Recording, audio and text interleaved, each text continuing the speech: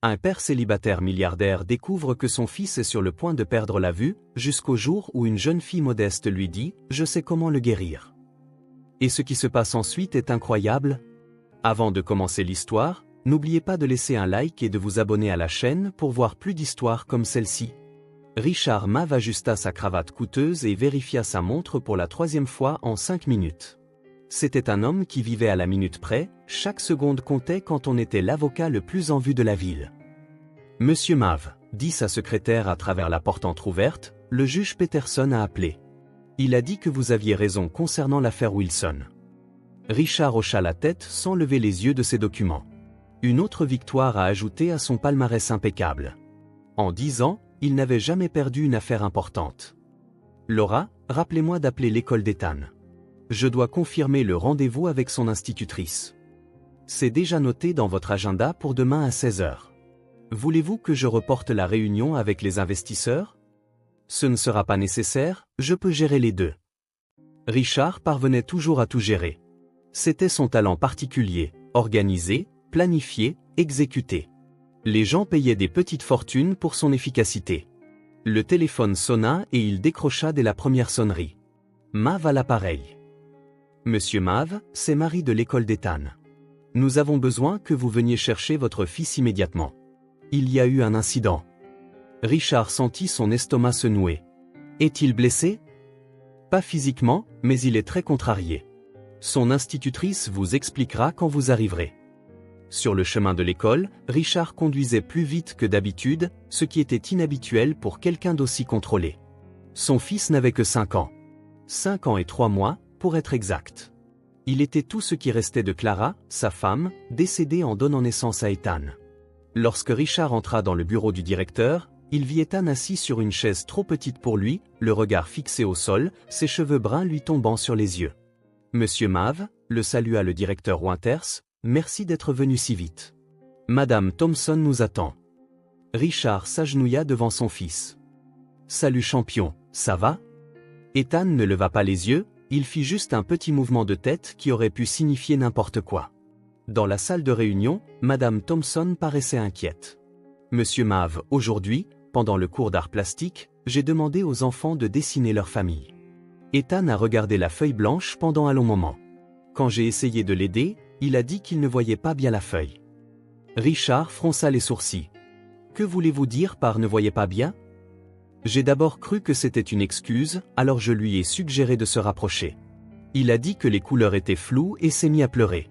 Quand les autres enfants ont essayé de le réconforter, il a dit qu'il ne voyait pas bien leur visage. Le directeur Winters intervint. « Monsieur Mave, ce n'est pas la première fois que Ethan mentionne des problèmes de vue.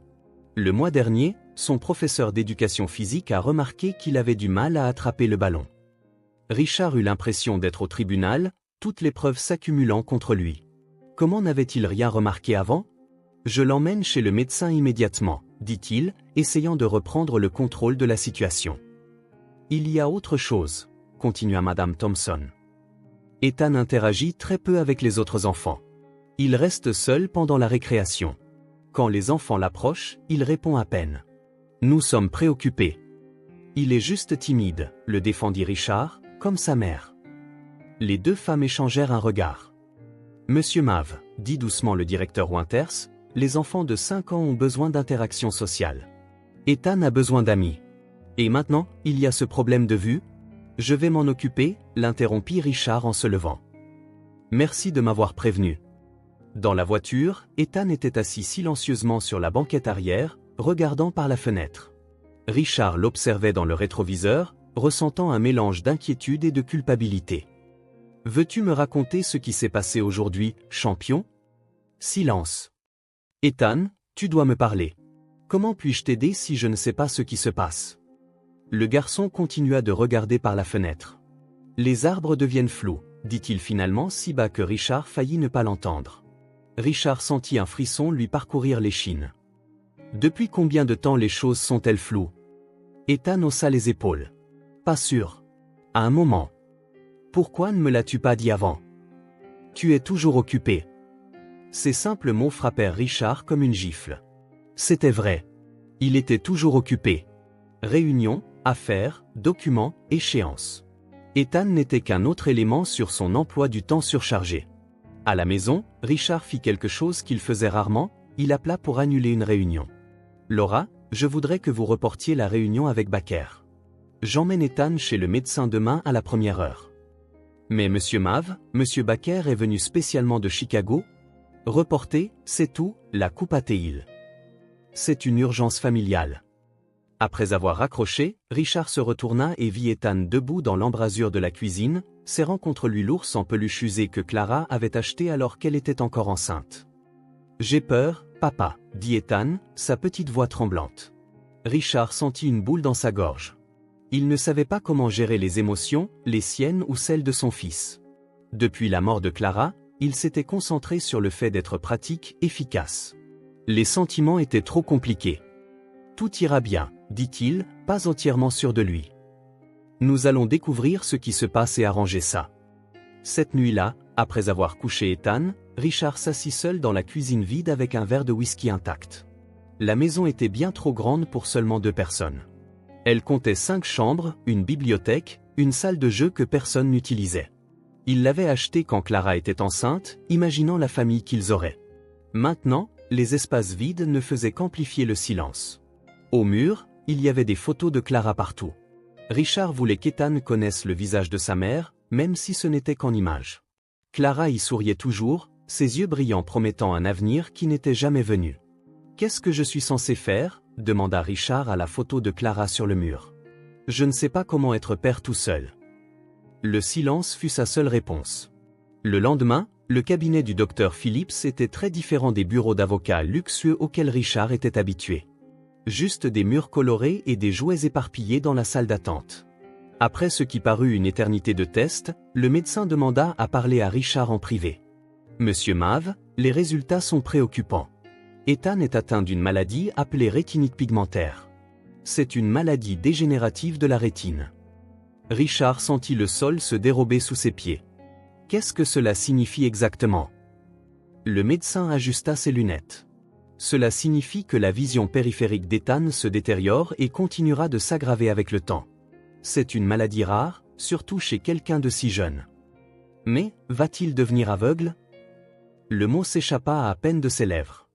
Nous ne pouvons pas prédire la vitesse de progression. Certains patients conservent une vision centrale pendant des décennies. D'autres, le médecin hésita, d'autres la perdent plus rapidement. Richard se passa une main sur le visage, essayant d'assimiler la nouvelle. Existe-t-il un remède ? Malheureusement, non. Mais il existe des traitements qui peuvent ralentir la progression et des thérapies pour l'aider à s'adapter au changement de sa vision. Richard regarda à travers la porte vitrée. Ethan était dans la salle d'attente, feuilletant un livre et le rapprochant de plus en plus de ses yeux pour voir les images. Comment lui dire ? Il n'a que 5 ans. Avec honnêteté, mais sans lui ôter tout espoir, répondit le médecin. Les enfants sont étonnamment résilients. Et il aura besoin de vous, monsieur Mav. Beaucoup. Sur le chemin du retour, Richard tenta d'expliquer la situation d'une manière qu'Ethan pourrait comprendre. Tes yeux sont spéciaux, champion. Ils fonctionnent différemment de ceux de la plupart des gens. Ethan le regarda avec ses grands yeux innocents, ces mêmes yeux qui, un jour, pourraient ne plus le voir. Différents comment ? Richard déglutit. Ils auront besoin d'une aide supplémentaire. Nous verrons souvent le docteur Phillips, et il nous apprendra à mieux en prendre soin. Est-ce que je vais devenir aveugle, papa ? La question directe prit Richard au dépourvu. J'ai entendu le docteur parler, continua Ethan, quand vous étiez dans la pièce. Richard gara la voiture sur le bas-côté. Il se tourna pour regarder son fils dans les yeux. Je ne sais pas, Ethan. Mais je sais que, quoi qu'il arrive, je serai avec toi. Je te le promets. C'était la première promesse sincère qu'il faisait à son fils depuis longtemps. Cette nuit-là, après qu'Ethan se fut endormi, Richard annula le reste de ses rendez-vous de la semaine. Ses clients pouvaient attendre. Son fils, non. Assis dans son bureau à domicile, entouré de livres de droit et de trophées, Richard se sentait complètement perdu. Il était doué pour régler les problèmes juridiques, pour gagner des affaires impossibles. Mais il ne pouvait pas gagner celle-ci. Il ne pouvait pas simplement réparer les yeux d'Ethan. Le téléphone sonna. C'était Martin, son associé au cabinet. « Richard, que se passe-t-il ? Laura a dit que tu avais tout annulé cette semaine. » L'affaire Henderson est dans 3 jours. Ethan est malade, dit Richard, la voix rauque. Il a une maladie oculaire. Il va perdre la vue. Martin. Il y eut un long silence à l'autre bout du fil. Mon Dieu, Richard. Je suis tellement désolé. Y a-t-il quelque chose que nous puissions faire? Il n'y a pas de remède. Les mots avaient un goût amer dans sa bouche. Juste des traitements pour ralentir la progression. Comment tiens-tu le coup? La question surprit Richard. Personne ne lui demandait comment il allait. Il était Richard Mave, l'avocat imbattable, l'homme qui résolvait les problèmes, pas l'homme qui en avait. Je ne sais pas, admit-il finalement. Je ne sais pas comment gérer ça. Veux-tu que je reprenne l'affaire Henderson? Richard réfléchit un instant. C'était la plus grosse affaire de l'année. Le client paierait une fortune. Mais soudain, tout cela semblait si insignifiant. Oui, s'il te plaît. En fait, réorganise mes affaires pour les prochaines semaines. J'ai besoin de temps avec Ethan. Après avoir raccroché, Richard monta à l'étage et ouvrit doucement la porte de la chambre d'Ethan. Le garçon dormait, serrant son vieil ours en peluche. Sa veilleuse en forme de fusée projetait des étoiles au plafond. Richard s'assit sur le bord du lit, regardant son fils dormir. Il réalisa qu'il n'avait pas fait ça depuis des années, simplement regarder Ethan sans vérifier ses emails ou penser à la prochaine affaire. « Je ferai mieux », murmura-t-il, écartant une mèche de cheveux du front de son fils. « Je te le promets. » Le lendemain matin, Richard fit quelque chose d'inhabituel. Il prépara un petit déjeuner spécial, des crêpes en forme d'animaux avec du sirop de chocolat et des fraises. Elles n'étaient pas parfaites, en fait, elles ressemblaient plus à des taches informes avec des yeux en chocolat, mais c'était un début. Quand Ethan entra dans la cuisine, se frottant les yeux ensommeillés, il s'arrêta, surpris, devant la table. « C'est toi qui as fait tout ça ?» Richard eut un sourire quelque peu embarrassé. « J'ai essayé. Je ne suis pas aussi doué que ta mère l'aurait été. » Ethan s'approcha de la table, examinant avec curiosité les crêpes difformes. « Celle-là, c'est un éléphant ?» C'était censé être un lapin, admit Richard. À sa surprise, Ethan se mit à rire, un petit son précieux que Richard entendait rarement. « Elle est drôle, » dit le garçon en s'asseyant à table. Pendant qu'il mangeait, Richard remarqua comment Ethan penchait la tête pour mieux voir, comment ses yeux luttaient pour faire le point. Comment avait-il pu manquer ces signes auparavant? « Ethan, dit-il finalement, j'ai réfléchi. Et si on prenait quelques jours, juste tous les deux? » Le garçon leva les yeux, surpris. « Mais ton travail? » ?»« Mon travail peut attendre. Tu es plus important. » »« Vraiment? » Les yeux d'Ethan s'écarquillèrent d'incrédulité. « Vraiment, » confirma Richard. « En fait, je pensais qu'on pourrait aller au parc demain. Tu sais, ce grand parc avec le lac et les canards. Qu'en penses-tu? » Un petit sourire apparut sur le visage d'Ethan. « On peut apporter du pain pour les canards? » « Bien sûr qu'on peut, » répondit Richard. « Et on pourra y rester aussi longtemps que tu voudras. » Après le petit déjeuner, Richard appela Laura au bureau. « J'ai besoin que vous annuliez tout pour les prochains jours.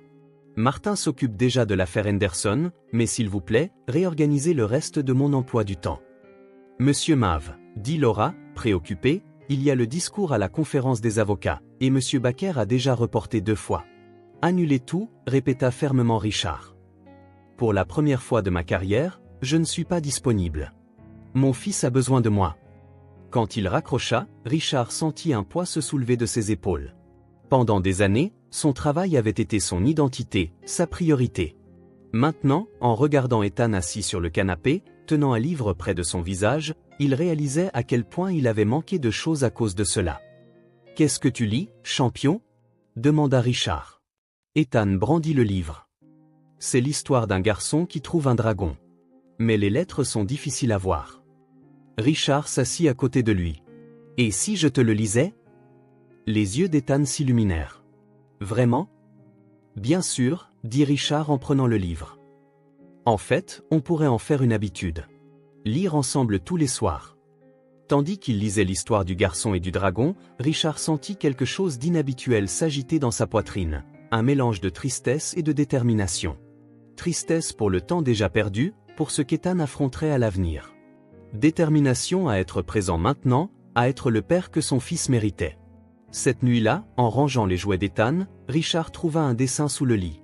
2 bonshommes allumettes, un grand et un petit, se tenant la main. Au-dessus d'eux, en lettres maladroites, les mots « moi et papa ».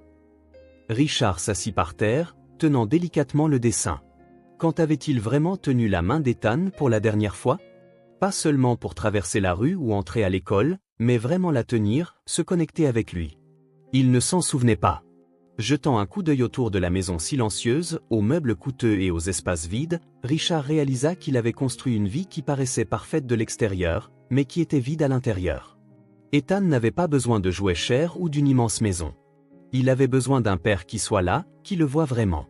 Et maintenant, avec la vue d'Ethan en danger, Richard comprenait enfin ce qui comptait réellement. Demain, ils iraient au parc. Un simple voyage, mais pour Richard, cela ressemblait au début d'un nouveau chemin. Il ne savait pas ce que l'avenir leur réservait, mais il savait une chose. À partir de maintenant, il serait véritablement présent dans la vie de son fils. En fermant la porte de la chambre d'Ethan, Richard se fit une promesse silencieuse à lui-même et à Clara. Il serait le père dont son fils avait besoin. Pas seulement un pourvoyeur, mais un père dans tous les sens du terme, celui qui voyait vraiment son enfant, même si un jour Ethan ne pouvait plus le voir. Le lendemain matin, Richard se réveilla avant son réveil. Il resta allongé quelques minutes, fixant le plafond, son esprit déjà en ébullition, planifiant la journée. Sur la table de chevet, son téléphone vibra. C'était un message de Laura, sa secrétaire, rappel, réunion avec Petroax à 10h, affaire Henderson à 14h, conférence téléphonique avec Tokyo à 16h. Richard regarda le message un long moment. L'affaire Henderson était la plus importante de l'année, un client millionnaire qui paierait une fortune, le genre d'affaire qui faisait les carrières et les gros titres. Normalement, il serait déjà sous la douche, peaufinant sa stratégie. Mais aujourd'hui, quelque chose était différent. Il reposa le téléphone et se rendit dans la chambre d'Ethan. Il ouvrit doucement la porte et jeta un coup d'œil à l'intérieur. Le garçon dormait encore, serrant son vieil ours en peluche. La lumière du soleil filtrait à travers les rideaux, illuminant son petit visage. Richard remarqua le léger pli sur le front d'Ethan, même dans son sommeil, comme s'il s'inquiétait dans ses rêves. Il aperçut un livre d'histoire par terre, celui qu'ils avaient lu ensemble la veille. C'était la première fois depuis des années que Richard lisait une histoire à Ethan avant de dormir. « On va au parc demain » avait-il promis avant qu'Ethan ne s'endorme. « Vraiment » avait demandé le garçon, incrédule. « Vraiment » avait répondu Richard. « Je te le promets. » Maintenant, en regardant son fils endormi, Richard savait exactement ce qu'il devait faire. Retournant dans sa chambre, il attrapa son téléphone et tapa un message à Laura, « Annulez tous mes rendez-vous d'aujourd'hui. Urgence familiale. » Son téléphone sonna presque immédiatement. « Richard ?» Laura semblait alarmée. « Tout va bien ? Je ne vous ai jamais vu annuler un rendez-vous, encore moins une journée entière. »« Je vais bien, Laura. Mais j'ai besoin de cette journée avec mon fils. » « Et l'affaire Henderson ? Ils n'accepteront pas de report, vous le savez. » Richard prit une profonde inspiration. « Donnez-la à Martin. Il a tout mon soutien et toutes mes notes. »« Vous êtes sûr ? Ça pourrait valoir des millions. »« J'en suis sûr, » l'interrompit Richard. « Certaines choses sont plus importantes. » Quand il raccrocha, Richard ressentit quelque chose d'étrange, un mélange de culpabilité et de soulagement. Pour la première fois de sa carrière, il avait choisi d'être un père plutôt qu'un avocat. Dans la cuisine, Richard commença à préparer le petit déjeuner. Il n'était pas très doué en cuisine, Clara s'en était toujours chargée. Depuis sa mort, il avait engagé quelqu'un qui venait 3 fois par semaine, et le reste du temps, il commandait à manger ou mangeait au restaurant. Mais ce matin, il voulait faire quelque chose de spécial. Il essaya à nouveau de faire des crêpes en forme d'animaux. Cette fois, il se concentra, utilisant des pépites de chocolat pour les yeux et des fruits pour la décoration. « Papa » fit la voix ensommeillée d'Ethan, « qu'est-ce que tu fais ?» Richard se tourna, un peu embarrassé par le désordre dans la cuisine. De la farine recouvrait presque toutes les surfaces, et il y avait un tas désordonné de crêpes sur le comptoir. « Je prépare le petit déjeuner » dit-il avec une assurance feinte. « C'est un jour spécial, tu te souviens ?» Ethan se frotta les yeux. « On va au parc. » Exactement. Et après une grande journée au parc, on a besoin d'un grand petit déjeuner. Richard posa une crêpe dans l'assiette d'Ethan. « Celle-là est censée être un lion. Tu vois les oreilles ?» Ethan étudia la forme étrange et sourit poliment. « Cool. » Pendant qu'il mangeait, Richard réalisa à quel point il s'asseyait rarement avec son fils un matin de semaine. Normalement, à cette heure, Ethan serait à l'école et Richard au bureau. Tu sais, tu n'es pas obligé de m'emmener au parc, dit soudain Ethan en remuant ses céréales avec une cuillère. Je sais que tu as un travail important. La poitrine de Richard se serra. Rien n'est plus important que toi, champion. Et j'ai promis, non? Aujourd'hui, c'est pour le parc. Juste nous. Toute la journée si tu veux. Ethan leva les yeux, surpris. Toute la journée?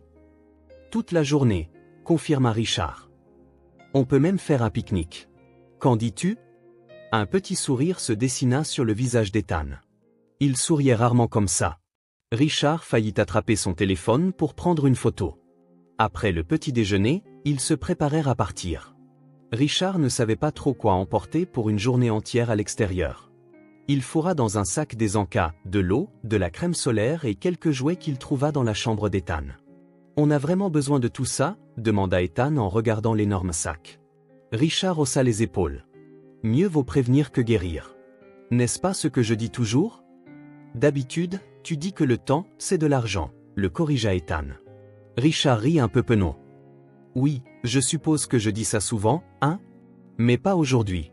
Aujourd'hui, le temps, c'est juste du temps pour nous amuser. Le parc était à environ 20 minutes de route, une étendue de verdure au centre-ville avec un lac, une aire de jeu et beaucoup d'arbres. Richard passait devant tous les jours en allant au travail, mais ne s'arrêtait presque jamais. Il n'avait tout simplement pas le temps. Quand ils arrivèrent, le parc était calme. C'était un matin de semaine, et la plupart des enfants étaient à l'école. Quelques retraités nourrissaient les canards, et quelques mères étaient assises avec de très jeunes enfants. « Où veux-tu aller en premier ?» demanda Richard en tenant la main d'Ethan. Ethan regarda autour de lui, plissant les yeux. Richard remarqua comment il forçait sur ses yeux pour faire le point. « On peut aller voir les canards ?» Ils se dirigèrent vers le lac. La journée était claire et ensoleillée, le genre de journée que Richard regardait habituellement à travers une fenêtre de bureau. Ils s'installèrent sur un banc au bord de l'eau. Richard fouilla dans le sac et en sortit du pain. « Tu veux nourrir les canards ?» Ethan prit un morceau, un sourire timide sur le visage. « Vraiment ? » ?»« Absolument. » Ethan jeta le pain dans l'eau et un groupe de canards s'approcha rapidement en pagayant, cancanant et se bousculant pour avoir leur part. « Regarde papa, ils se battent. » Ethan se mit à rire, un son que Richard avait rarement l'occasion d'entendre. « Jette-en un autre, » suggéra Richard. Ils passèrent près d'une heure là, à nourrir les canards et à bavarder de petites choses du quotidien.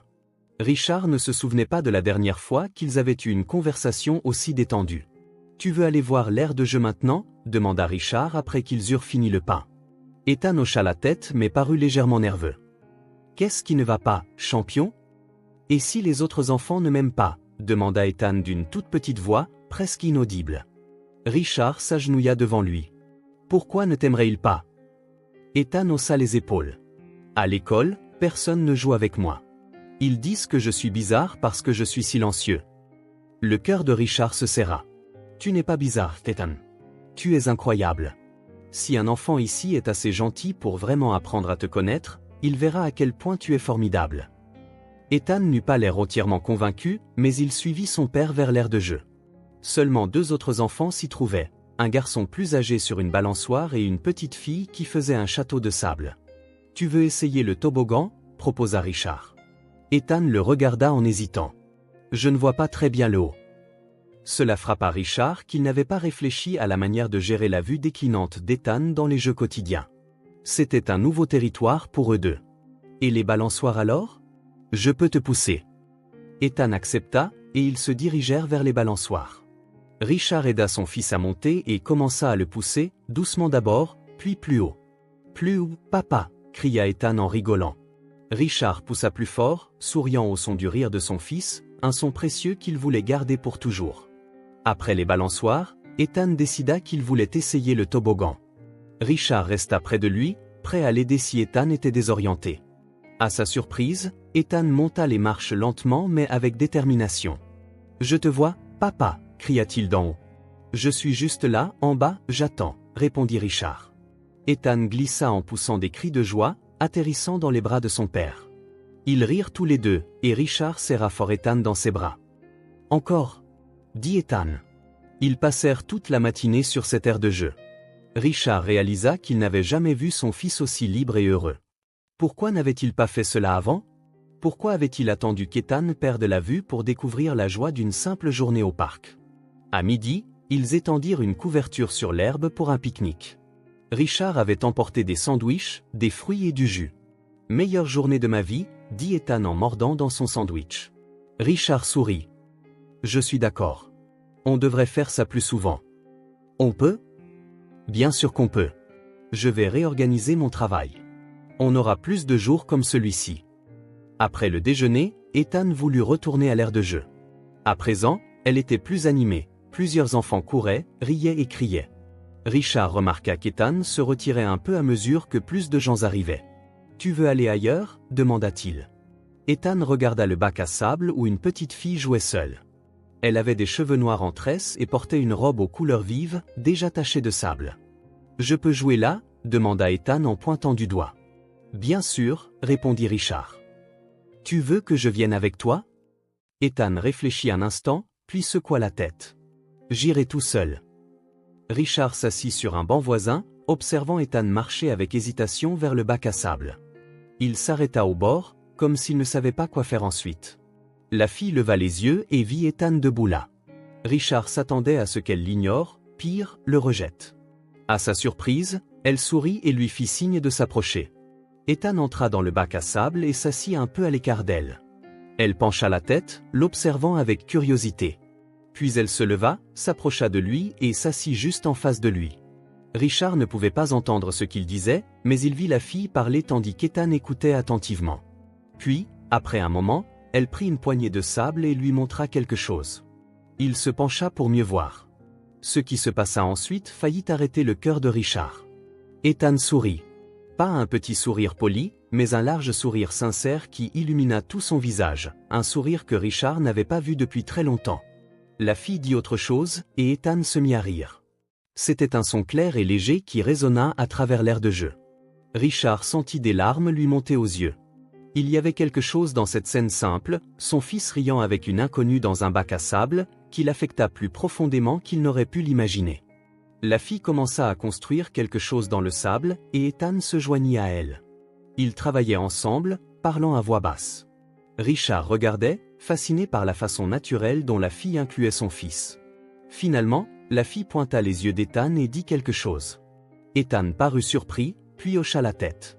Elle sourit, prit sa main et la plaça sur le sable, le guidant pour qu'il puisse sentir ce qu'ils avaient construit. Richard réalisa qu'elle avait remarqué les difficultés de vision d'Ethan, ou au lieu de le traiter différemment, avait trouvé un moyen de l'aider à participer. Une enfant de 5 ans avait fait naturellement ce que beaucoup d'adultes ne sauraient pas faire. L'après-midi passa à toute vitesse. Richard resta assis sur le banc, captivé par les deux enfants qui jouaient. À un moment donné, la fille regarda vers lui et lui fit un signe de la main. Il lui rendit son signe en souriant. Alors que le soleil commençait à se coucher, Richard vit une femme s'approcher du bac à sable, manifestement la mère de la fille, l'appelant pour rentrer. La fille se leva et parla à Ethan. Il parut triste mais lui fit un signe de la main avant de partir. Elle se pencha et chuchota quelque chose à l'oreille d'Ethan. À la surprise de Richard, Ethan sourit à nouveau, ce même grand sourire sincère. « Il est temps de rentrer, champion », dit Richard en s'approchant. Ethan se leva, époussetant le sable de ses vêtements. « Papa, je me suis fait une amie. »« J'ai vu », dit Richard en souriant. « Tu avais l'air de bien t'amuser. »« Elle s'appelle Lily », dit Ethan avec enthousiasme. « Et devine ce qu'elle m'a dit ? Elle a dit, tu as l'air triste. Je sais comment te guérir. »« Vraiment ?» Richard haussa un sourcil. « Et comment va-t-elle te guérir ? » ?»« Je ne sais pas encore, » répondit Ethan, les yeux brillants d'une manière que Richard n'avait pas vue depuis des mois. « Elle a dit qu'elle me le dirait demain. »« On peut revenir demain, papa, s'il te plaît ?» Richard regarda son fils, ses yeux suppliants, son visage plus vivant qu'il ne l'avait été depuis longtemps. Un nouveau sentiment monta en lui, l'espoir. « Bien sûr qu'on peut revenir demain, » dit-il en prenant la main d'Ethan. « Absolument. » Sur le chemin du retour vers la voiture, Ethan bavarda sans arrêt à propos de Lily et de tout ce à quoi ils avaient joué. Richard écoutait, émerveillé par la transformation de son fils. Un simple après-midi au parc, une décision de sauter une affaire importante, et tout avait changé. Dans la voiture, Richard jeta un coup d'œil à son téléphone. 15 appels manqués et une douzaine de messages. Le monde ne s'était pas arrêté parce qu'il avait pris une journée de congé. L'affaire Henderson se poursuivrait sans lui. Les clients trouveraient d'autres avocats. Mais personne d'autre ne pouvait être le père d'Ethan. Personne d'autre ne pouvait raviver la lumière dans les yeux de son fils. Lui seul le pouvait. Richard rangea son téléphone sans répondre à aucun message. Demain, il serait de retour au parc pour trouver Lily, pour voir comment elle comptait guérir la tristesse d'Ethan, et poursuivre cette petite étincelle d'espoir qui s'était allumée ce jour-là. Les jours suivants apportèrent des changements que Richard n'aurait jamais imaginés, des changements si simples et pourtant si profonds qu'il se surprenait souvent à regarder Ethan comme s'il le voyait pour la première fois. Tout commença par une demande, le matin après leur première rencontre avec Lily. « Papa, on peut aller au parc aujourd'hui ?» demanda Ethan pendant le petit déjeuner.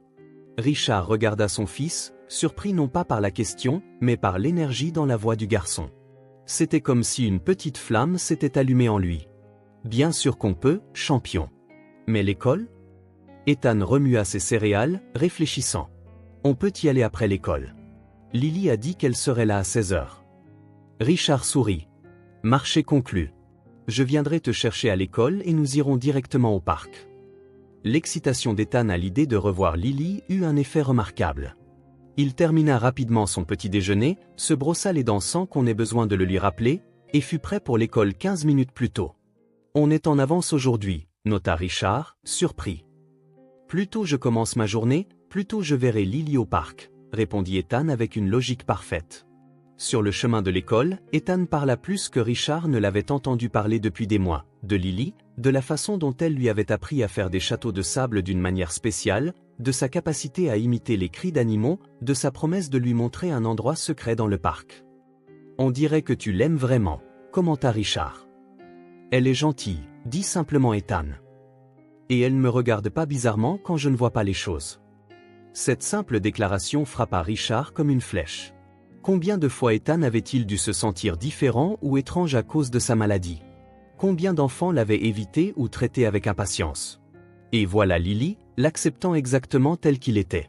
Après avoir déposé Ethan à l'école, Richard fit autre chose d'inhabituel. Il réorganisa son emploi du temps pour le reste de la semaine, gardant ses après-midi libres. Martin avait repris l'affaire Henderson, mais des dizaines d'autres affaires exigeaient son attention. « Laura, j'ai besoin que vous reportiez toutes mes réunions de l'après-midi au matin, » dit-il à sa secrétaire au téléphone. « Toutes ? Mais monsieur Mave, vos matinées sont déjà pleines. Alors annulez ce qui ne peut pas être déplacé. J'ai un engagement important avec Ethan tous les après-midi cette semaine. » Il y eut une pause à l'autre bout du fil. « Monsieur Mave, êtes-vous sûr que tout va bien ? Vous n'annulez jamais de rendez-vous, et maintenant ? » « Je vais bien, Laura. En fait, je vais mieux que je ne l'ai été depuis longtemps. » À 15h30, Richard était garé devant l'école d'Ethan, attendant avec impatience. Quand son fils sortit, ses yeux cherchèrent sur le terrain de jeu jusqu'à ce qu'il se pose sur son père. Un petit sourire apparut. « On y va ?» demanda Richard en lui tendant la main. Au parc, Lily était déjà dans le bac à sable, comme elle l'avait promis. Elle portait une robe jaune délavée et ses tresses étaient nouées avec des rubans colorés. Elle fit un signe enthousiaste quand elle vit Ethan. « Tu es venu, » dit-elle quand Ethan s'approcha. « J'avais dit que je viendrais, » répondit-il, encore un peu timide. Richard observait de loin, assis sur le même banc que la veille. Il y avait quelque chose de magique dans la façon dont ces deux enfants interagissaient. Lily parlait avec animation, avec des gestes rapides de ses petites mains, et Ethan écoutait comme si chaque mot était précieux. Bientôt, ils jouaient ensemble, construisant quelque chose dans le sable. Richard remarqua comment Lily décrivait toujours à voix haute ce qu'elle faisait, permettant à Ethan de participer même quand il ne voyait pas clairement. Elle guidait sa main, lui montrant les formes et les textures.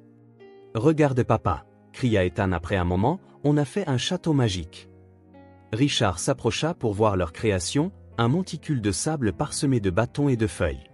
Cela ne ressemblait pas beaucoup à un château, mais la fierté sur le visage d'Ethan était indubitable.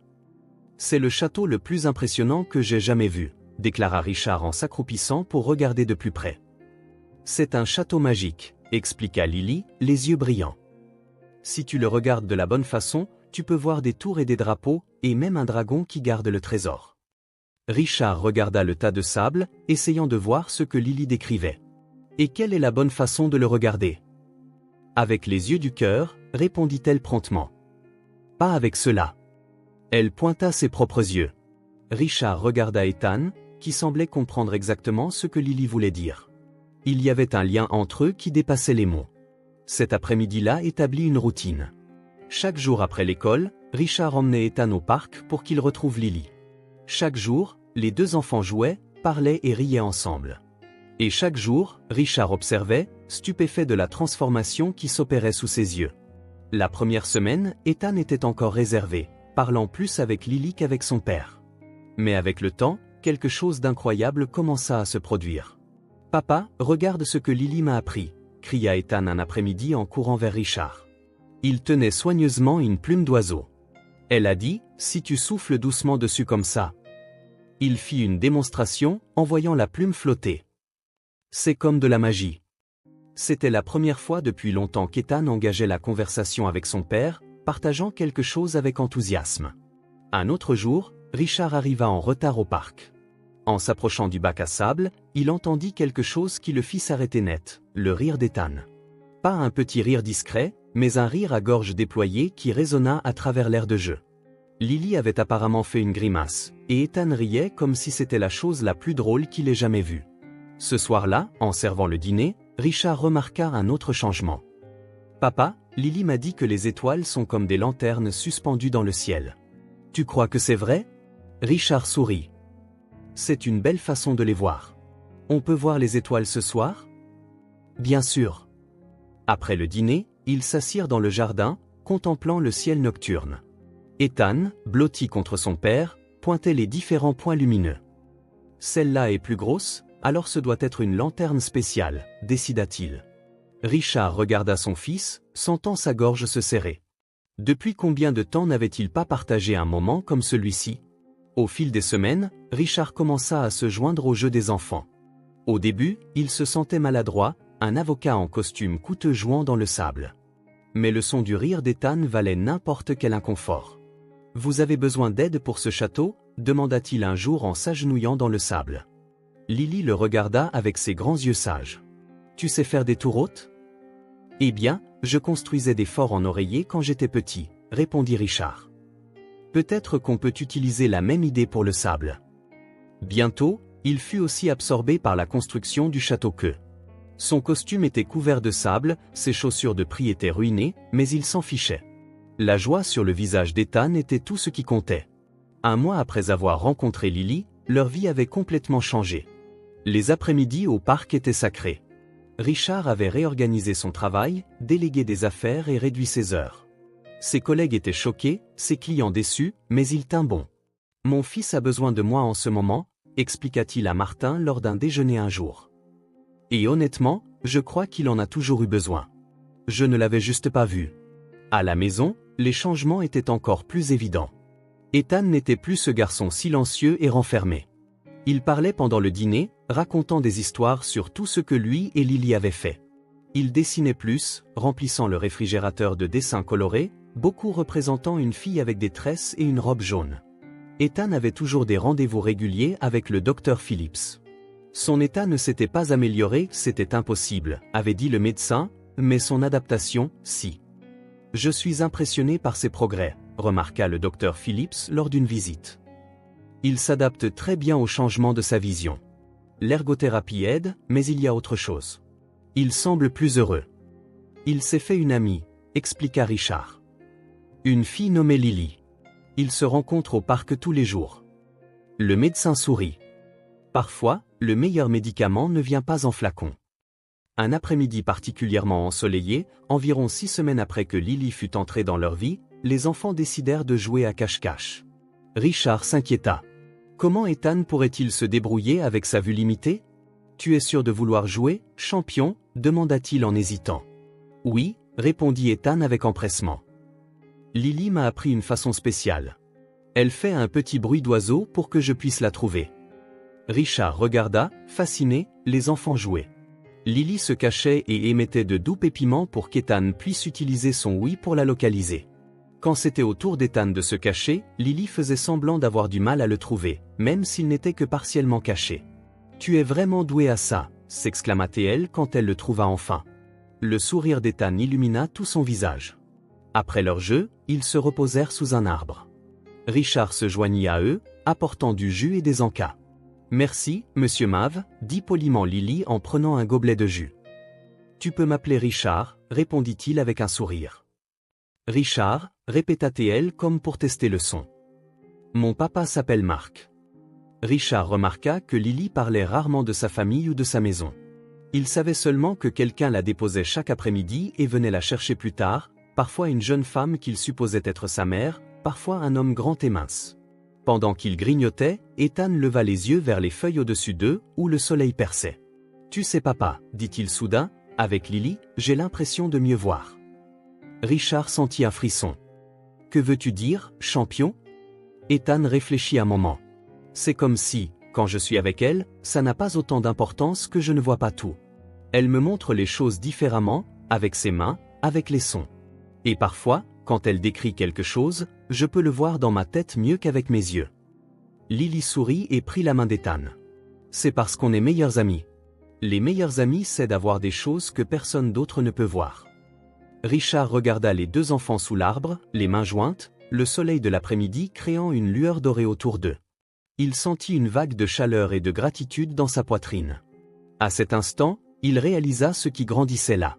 Cette amitié, cette connexion, cette façon de voir le monde était inestimable. Elle ne pouvait être achetée avec tout l'argent qu'il gagnait, ni échangée contre toutes les grandes affaires qu'il pourrait gagner. Le sourire d'Ethan, la lumière dans ses yeux, la façon dont il parlait et bougeait avec confiance, tout cela valait plus que tout ce que Richard avait jamais possédé. Les regardant repartir jouer, Richard réfléchit à la façon dont sa vie avait changé en quelques semaines seulement. L'ancien lui aurait considéré ses après-midi au parc comme une perte de temps productif. Maintenant, il ne pouvait imaginer une meilleure façon de passer ses heures. « Papa, viens jouer avec nous » appela Ethan en faisant un signe de la main. Richard se leva, époussetant la terre de son pantalon. « J'arrive. » En rejoignant le dernier jeu des enfants, Richard réalisa qu'il n'était pas le seul à apprendre à voir le monde différemment. Lui aussi. Quelque part au milieu de ses après-midi au parc, parmi les châteaux de sable et les cache-cache, les rires et les histoires inventées, Richard redécouvrit quelque chose qu'il avait perdu depuis longtemps, la capacité de voir avec son cœur. Et grâce à une petite fille avec des tresses et une robe jaune, père et fils apprenaient à vivre à nouveau. Vraiment vivre, pas seulement exister. Cette nuit-là, après avoir bordé Ethan, Richard trouva un nouveau dessin sur le bureau de son fils. 3 bonshommes allumettes cette fois, un homme grand, un petit garçon et une fille avec des tresses. Ils se tenaient tous la main sous un soleil jaune vif. En haut, en écriture enfantine d'Ethan, les mots « ma famille ». Richard s'assit sur le bord du lit, regardant son fils endormi. « Merci de m'avoir appris à voir », murmura-t-il en embrassant le front d'Ethan. Dehors, les étoiles scintillaient comme des lanternes suspendues dans le ciel. Le parc n'était plus seulement un lieu de rencontre pour Ethan et Lily, il était devenu comme une seconde maison pour eux. Chaque arbre, chaque banc, chaque parcelle de sable renfermait une histoire, une aventure, un rire partagé. En ce jeudi après-midi ensoleillé, le ciel semblait particulièrement bleu. Richard et Ethan arrivèrent un peu en avance, et Ethan sauta pratiquement de la voiture avant qu'elle ne soit complètement arrêtée. « Doucement, champion », le taquina Richard, « Lily ne va nulle part. »« Mais nous devons finir le fort que nous avons commencé hier », insista Ethan, tirant sur la main de son père avec impatience. Au cours des 2 derniers mois, Richard avait observé avec admiration la transformation de son fils. Le garçon silencieux et abattu avait disparu, remplacé par un enfant curieux et bavard. Ses sourires, autrefois si rares, apparaissaient facilement maintenant, et tout cela grâce à une amitié née par hasard dans un bac à sable. Quand ils atteignirent l'aire de jeu, Lily n'était pas encore là. « Elle est en retard », dit Ethan en fronçant les sourcils. « Peut-être qu'elle a été retenue à la maison », répondit Richard en vérifiant sa montre. « Elle n'a que 10 minutes de retard, champion. » Ethan s'assit sur le bord du bac à sable, les yeux fixés sur le chemin où Lily apparaissait habituellement. Richard prit sa place habituelle sur le banc voisin, jonglant avec quelques papiers qu'il avait apportés. Dernièrement, il s'était adapté à une nouvelle routine. Il travaillait au parc pendant que les enfants jouaient. 20 minutes plus tard, Lily arriva enfin en courant le long du sentier pavé. Elle n'était pas seule, une jeune femme l'accompagnait, lui tenant la main. « Désolé, je suis en retard », cria Lily à mi-chemin de l'aire de jeu. Ethan se leva d'un bond, le visage illuminé. Je croyais que tu ne venais pas. Lily arriva, essoufflée, ses tresses rebondissant à chaque pas. Je ne manquerai jamais notre temps de jeu. On a juste eu un petit problème à la maison. Richard s'approcha, curieux de la femme avec Lily. Elle était jeune, peut-être au début de la trentaine, avec les mêmes cheveux noirs que Lily, mais plus courts. Elle portait un jean simple, un chemisier coloré et un sac fourre-tout qui semblait lourd. « Bonjour », dit-elle en tendant sa main libre. « Je suis Sandra, la mère de Lily. Vous devez être Richard. Lily parle tout le temps de vous et d'Ethan. » Richard lui serra la main. « Ravi de vous rencontrer enfin. » Ethan ne cesse de parler de Lily non plus. Sandra sourit, un sourire chaleureux et sincère qui rappela à Richard celui de Lily. « Désolé pour le retard aujourd'hui. J'avais une livraison de dernière minute. »« Une livraison ? » ?»« Des gâteaux, dit-elle en soulevant le sac. « Je fais des gâteaux sur commande. En fait, j'ai apporté quelque chose pour vous. » Elle ouvrit le sac et en sortit une petite boîte en carton. Des cupcakes au chocolat. Lily a dit qu'Ethan adore le chocolat. Richard fut décontenancé. « Oh, vous n'auriez pas dû vous donner cette peine. »« Ce n'est pas une peine, » répondit Sandra. « C'est la moindre des choses. Lily rentre si heureuse ces jours-ci. Son amitié avec Ethan compte énormément pour elle. » Richard jeta un coup d'œil à Ethan et Lily, qui s'étaient déjà enfuis vers le bac à sable. « Ça compte beaucoup pour Ethan aussi. Plus que je ne saurais le dire. » Sandra vérifia sa montre. « J'ai une autre livraison, alors pourriez-vous garder Lily un peu plus longtemps ? Mon mari viendra la chercher à 18h. »« Pas de problème, » dit Richard. « Nous serons là jusque-là. » Après le départ de Sandra, Richard se rassit sur le banc, goûtant l'un des cupcakes. Il était délicieux, dense, moelleux, avec juste ce qu'il fallait de douceur. Tandis qu'il parcourait quelques documents, il ne put s'empêcher d'entendre la conversation animée d'Ethan et Lily. « Ma maman a fait 10 gâteaux la nuit dernière, » disait Lily en façonnant de petits tas de sable. Elle est restée debout si tard. Quand je me suis réveillé, elle décorait encore le dernier. « Ta maman fait des gâteaux tous les jours ?» demanda Ethan, clairement fasciné. « Presque. Parfois, ce sont de gros gâteaux d'anniversaire, parfois ce sont des petits comme ces cupcakes. C'est la meilleure pâtissière du monde entier. »« Et ton papa, qu'est-ce qu'il fait ?» demanda innocemment Ethan. Richard leva les yeux de ses papiers, intéressé par la réponse. Lily continua de tapoter le sable. « Mon papa cherche du travail en ce moment. Avant, il construisait de grands immeubles, mais son entreprise a fermé. Maintenant, il reste à la maison avec moi quand je ne suis pas à l'école, et ma maman fait les gâteaux. Il doit être vraiment gentil, » dit Ethan. « C'est le meilleur papa du monde, » déclara fièrement Lily. « Il raconte des histoires incroyables et m'apprend à réparer des choses. Hier, on a réparé le ventilateur qui était cassé. Il dit qu'on ne devrait pas acheter de nouvelles choses quand on peut réparer les anciennes. » Richard se surprit à sourire devant la fierté de Lily. Même dans des circonstances que beaucoup trouveraient difficiles, elle parlait de sa vie de famille comme si elle était remplie de merveilles. Au fil de l'après-midi, Richard en apprit davantage sur la famille de Lily à travers les bavardages des enfants. Sandra vendait des gâteaux depuis 2 ans. Avant cela, elle travaillait dans un restaurant mais l'avait quitté pour se concentrer sur Lily et gagner plus par elle-même. Marc, le père de Lily, était sans emploi depuis 8 mois, depuis la fermeture de l'entreprise de construction pour laquelle il travaillait. « Vous habitez près d'ici ?» demanda Richard quand les enfants vinrent boire de l'eau. « À 6 pâtés de maison » répondit Lily en pointant du doigt la rue. « Sur Oak Street. C'est une petite maison, mais elle a le meilleur jardin du monde. Mon papa m'a construit une balançoire sur un grand arbre. »« Ça a l'air merveilleux » commenta Richard. « C'est le meilleur endroit du monde » s'exclama Lily. « On a des plantes partout. Ma maman adore les fleurs, et mon papa a peint ma chambre en jaune parce que c'est ma couleur préférée. » Richard sentit une pointe de quelque chose, pas tout à fait de l'envie, mais une admiration mélancolique. La façon dont Lily décrivait sa simple maison semblait plus chaleureuse que toute description qu'Ethan pourrait donner de leur manoir de 3 étages. Après que les enfants furent retournés au bac à sable, Richard réfléchit à ce qu'il venait d'entendre. Leur famille, confrontée à des difficultés financières, mais apparemment riche d'autres manières que l'argent ne pouvait acheter. Il pensa à sa propre situation, un avocat prospère, en sécurité financière, qui, jusqu'à récemment, connaissait à peine son propre fils. À 18h, un homme grand et mince entra dans le parc.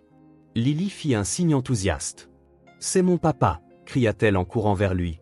Marc paraissait plus âgé que ce à quoi Richard s'attendait, peut-être la fin de la trentaine. Il avait les cheveux noirs comme Lily, parsemés de gris aux tempes, et un visage aimable marqué par l'inquiétude. Il portait un jean délavé et une chemise en flanelle aux manches retroussées. « Papa, papa !» Lily sauta dans ses bras. « Voici Ethan, mon meilleur ami, et voilà son papa, Richard. » Marc posa Lily et tendit la main. « Marc Thompson.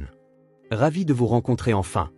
Lily n'arrête pas de parler de vous. » Richard lui serra la main, calleuse et forte, la main de quelqu'un habitué au travail manuel. Richard Mave. De même. Ethan et Lily sont devenus inséparables. Marc sourit en ébouriffant les cheveux de Lily. Je ne l'ai jamais vue aussi excitée par un ami auparavant. Vous deux êtes devenus vraiment importants pour elle. Pendant qu'ils discutaient, Ethan chuchota quelque chose à Lily. Elle rayonna et regarda son père. Papa, est-ce qu'Ethan peut venir chez nous un de ces jours? Marc parut légèrement surpris mais sourit. Bien sûr, ma chérie. Si son papa est d'accord. Les regards se tournèrent vers Richard. S'il te plaît, papa, supplia Ethan, les yeux pleins d'espoir. Je veux voir sa maison. Richard n'hésita qu'un instant. Si ce n'est pas trop de dérangement pour vous. Pas du tout, répondit Marc. Nous serions ravis de vous accueillir.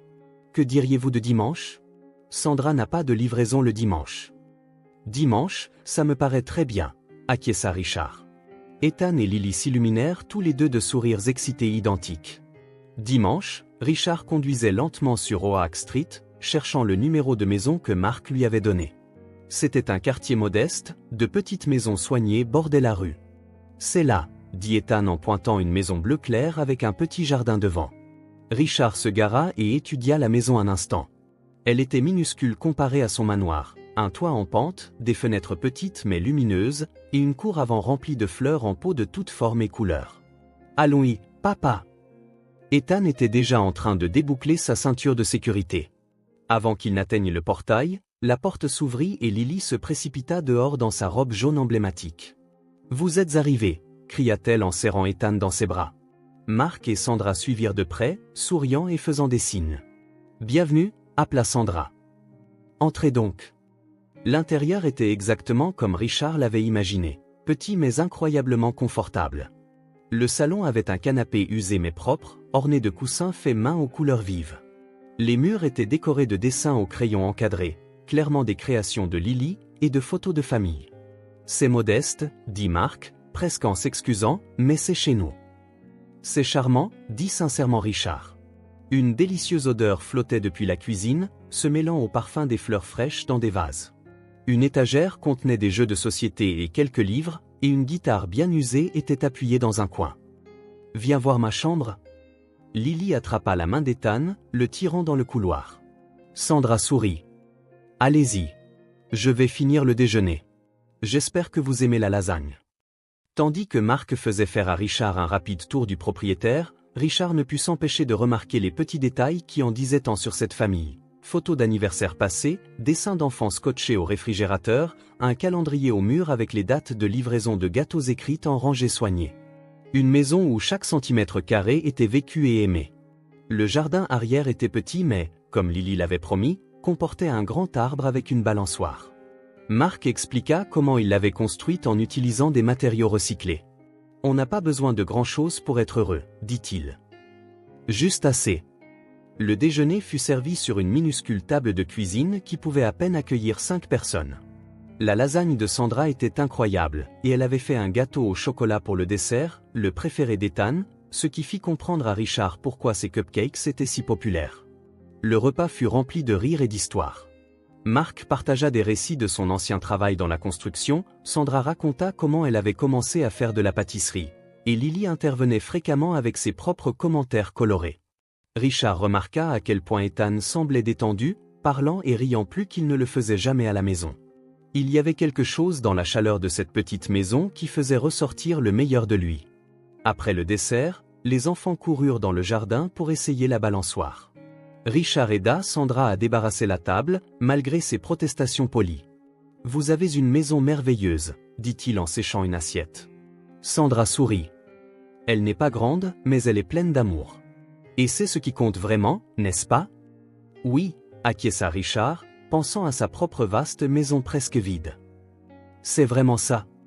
Sur le chemin du retour, Ethan ne cessa de parler de tout ce qu'il avait vu et fait, la balançoire dans le jardin, les dessins sur le mur de la chambre de Lily, les histoires que Mark avait racontées.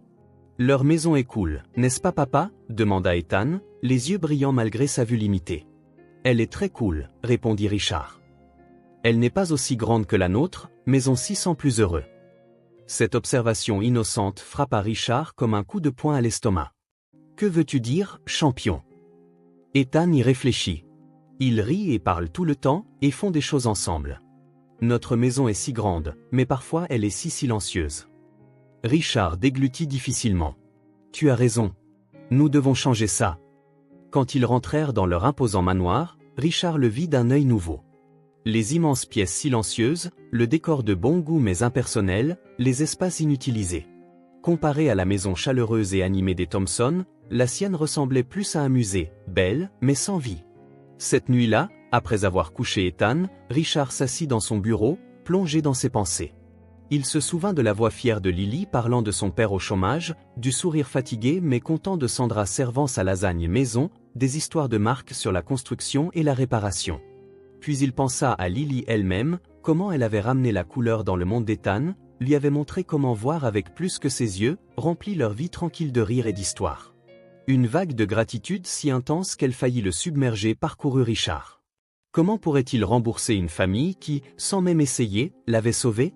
Ses yeux tombèrent sur une pile de CV sur son bureau. Son cabinet recrutait un nouveau responsable des installations pour superviser la maintenance dans plusieurs bureaux à travers le pays, quelqu'un avec les compétences de Mark. Richard prit le téléphone, son esprit s'illuminant de possibilités. Ce ne serait pas de la charité, le cabinet avait vraiment besoin de quelqu'un comme Mark. Et les gâteaux de Sandra, le bureau commandait souvent des pâtisseries pour les réunions. Peut-être y avait-il un moyen de redonner sans diminuer la fierté de cette famille, quelque chose qui honorerait la vie qu'ils avaient bâtie par leur travail acharné et leur amour. Richard sourit en griffonnant des notes. Pour la première fois depuis des lustres, il se sentait véritablement inspiré, non pas par un défi juridique ou un client de haut vol, mais par quelque chose de bien plus précieux, la chance de faire une différence pour des gens qui avaient changé sa vie. Tôt le lundi matin, après sa visite chez les Thompson, Richard arriva au bureau avant l'heure habituelle. Il avait passé la moitié de la nuit à planifier. Quand Laura entra avec l'emploi du temps de la journée, il en était déjà à son 3e café. « Bonjour monsieur Mav. Vous êtes matinal. » Richard hocha la tête, lui faisant signe de s'asseoir. « Laura, j'ai besoin de votre aide pour quelques changements. » Pendant l'heure qui suivit, il exposa son plan. Laura écoutait, prenant des notes et haussant occasionnellement un sourcil. Après tout, ce n'était pas tous les jours que Richard Mav, connu pour son dévouement quasi obsessionnel, décidait de remanier sa vie professionnelle. Donc, en résumé, dit Laura, vous voulez créer un nouveau poste de responsable des installations, réduire votre charge de travail personnelle et changer notre fournisseur de pâtisserie pour les événements du bureau. Richard gloussa. C'est ça, en bref. Puis-je demander ce qui a provoqué ces changements soudains? Richard fit tournoyer un stylo entre ses doigts. Disons simplement que j'ai récemment découvert la valeur de certaines choses que l'argent ne peut pas acheter. Ce même après-midi, après ses réunions prévues, Richard se rendit sur Oak Street. Il avait appelé Mark plus tôt, demandant à lui parler en privé. Il se gara devant la maison bleu clair, ressentant un mélange de nervosité et d'anticipation, des émotions qu'il ressentait rarement, même avant des procès majeurs. Mark l'accueillit sur le porche, l'air un peu anxieux. « Richard, tout va bien? Ethan va bien? » « Il va bien, mieux que jamais, le rassura Richard. « En fait, je voulais discuter d'autre chose avec vous. Ça vous dérange si on marche ?» Tandis qu'ils arpentaient le quartier tranquille, Richard expliqua le poste vacant. Il décrivit les responsabilités, le salaire significativement plus élevé que l'ancien emploi de Mark et les avantages. « Ce n'est pas de la charité, souligna Richard.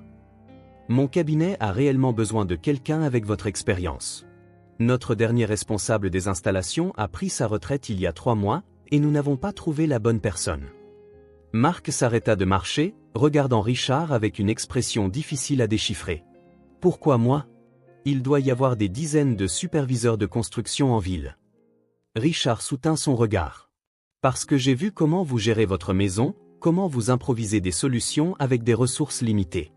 J'ai vu la fierté de Lily quand elle parle de la façon dont vous réparez les choses. J'ai besoin de quelqu'un qui ne comprend pas seulement la construction, mais qui connaît la valeur de chaque dollar dépensé, quelqu'un qui traitera le bureau comme si c'était sa propre maison. Marc resta silencieux un long moment. Je ne veux pas que ce soit à propos des enfants, dit-il finalement. Je ne veux pas d'un travail par pitié. Ce n'est pas de la pitié, dit fermement Richard. C'est une opportunité. J'ai 5 bureaux dans 3 États qui ont besoin d'une supervision régulière. J'ai besoin de quelqu'un de fiable, qui connaît le domaine. Oui, je vous ai rencontré grâce à nos enfants, mais je vous offre ce poste en raison de ce que j'ai vu en vous. Après quelques questions supplémentaires, Marc accepta de venir au bureau pour un entretien formel. Je ne promets rien, prévint-il. Je dois voir si c'est vraiment quelque chose que je peux faire. C'est juste, répondit Richard. Et il y a une autre chose ? Richard mentionna son projet de commander régulièrement des gâteaux et des douceurs pour le bureau, pour les anniversaires, les réunions et les événements d'entreprise. Nous achetons actuellement chez une boulangerie du centre-ville, bien. Mais après avoir goûté les gâteaux de Sandra, eh bien, il n'y a pas de comparaison. Serait-elle intéressée à fournir nos événements ? Marc eut un large sourire. Il faudrait lui demander, mais je peux vous dire que ce serait un rêve devenu réalité. Sandra a toujours voulu se développer, mais nous n'avions ni le capital ni les contacts. Quand ils revinrent, Sandra était dans la cuisine, couverte de farine.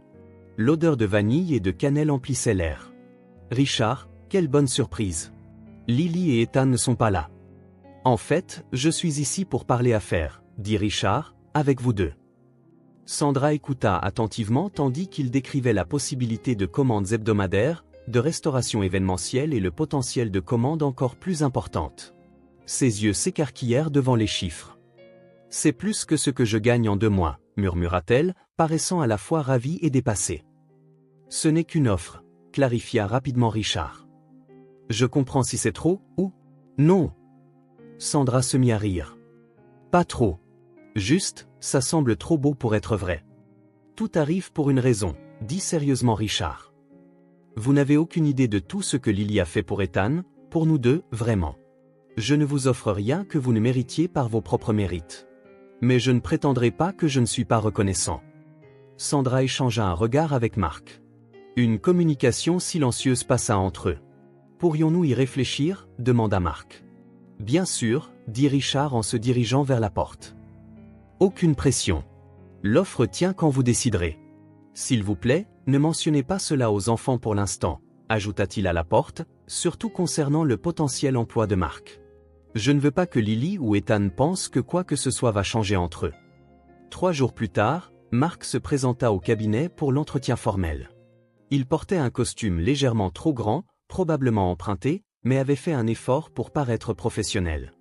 Le département des ressources humaines mena l'entretien pendant que Richard observait pour s'assurer que tout se déroulait selon les canaux appropriés. Marc impressionna tout le monde par ses connaissances pratiques et son expérience. À la fin de la journée, le poste était à lui.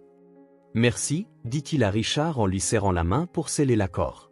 « Cela signifie plus que je ne pourrai jamais le dire. » Richard sourit. « Faites juste du bon travail. C'est tout ce que je demande. » Quant à Sandra, elle accepta de commencer par de plus petites commandes de bureau pour voir si elle pouvait gérer le volume. La première fois que ces cupcakes furent servis lors d'une réunion du conseil d'administration, Richard eut le plaisir de voir des cadres normalement stoïques se chamailler pour le dernier. En quelques semaines, Mav et associés avaient un nouveau responsable des installations incroyablement dévoué et un nouveau fournisseur de gâteaux attitrés pour chaque événement. Mais les plus grands changements se produisaient dans la vie personnelle de Richard. S'en tenant à son plan, il réduisit considérablement ses heures. Il délégua des affaires, refusa de nouveaux clients et réorganisa son emploi du temps pour pouvoir être à la maison tous les après-midi. Le cabinet pouvait fonctionner sans lui quelques heures par jour. Il découvrit que le monde ne s'arrêtait pas s'il n'était pas disponible 24h24 et 7h7. Ethan, en revanche, avait besoin de lui. Et maintenant, Richard était là. Chaque après-midi, après avoir récupéré Ethan à l'école, ils avaient un rituel. Parfois, ils allaient au parc retrouver Lily. D'autres fois, ils restaient à la maison et exploraient de nouveaux passe-temps ensemble. Richard découvrit qu'il aimait cuisiner, chose qu'il n'avait jamais essayée. Ils commencèrent par des recettes simples, crêpes, biscuits, macaronis au fromage.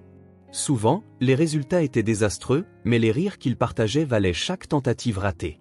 Je ne crois pas que ce soit censé être noir, observa Ethan un après-midi, regardant une plaque de biscuits carbonisés. Richard rit en ébouriffant les cheveux de son fils. Peut-être qu'on a besoin que Sandra nous donne des leçons, hein? Un autre jour, ils essayèrent de construire un modèle réduit d'avion. Habitué à la précision dans son travail juridique, Richard se sentit frustré lorsque de minuscules pièces lui glissèrent entre les doigts. Pour Ethan, avec sa vue limitée, c'était un défi encore plus grand. On a besoin d'une loupe, dit Ethan après sa troisième tentative ratée de coller une pièce miniature. Le lendemain, Richard arriva avec la plus grosse loupe qu'il put trouver. Ensemble, patiemment et avec beaucoup de rire, ils finirent enfin le modèle. Il n'était pas parfait, plusieurs pièces étaient de travers, mais c'était le leur. Le petit avion prit une place d'honneur sur l'étagère d'Ethan. Même leurs soirées changèrent. Au lieu de travailler tard dans son bureau, Richard passait au moins 1 heure à lire à Ethan avant de dormir. Ils commencèrent par des livres faciles, puis passèrent à des histoires plus longues qui prenaient plusieurs soirs à finir. Juste un chapitre de plus, papa, suppliait Ethan chaque fois que Richard essayait d'arrêter. Découvrant qu'il aimait ses heures tranquilles du soir autant qu'Ethan, Richard cédait presque toujours. La transformation d'Ethan était visible pour tout le monde.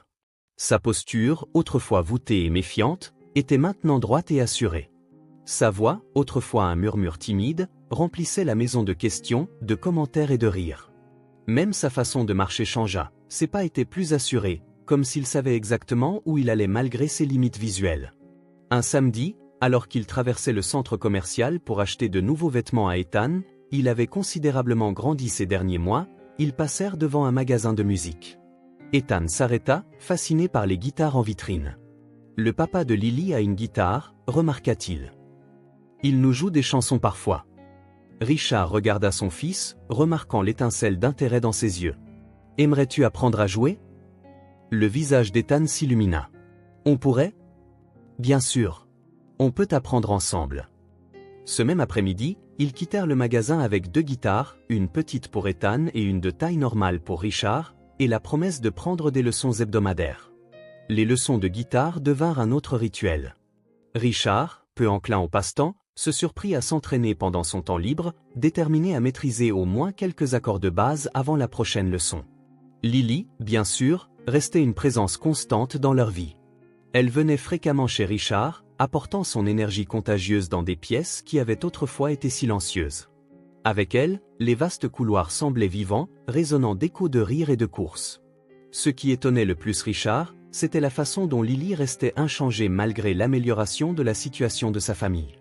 Même avec son père maintenant employé dans un poste prestigieux et l'entreprise de gâteaux de sa mère florissante, Lily était toujours la même fille brillante et directe qu'ils avaient rencontrée au parc.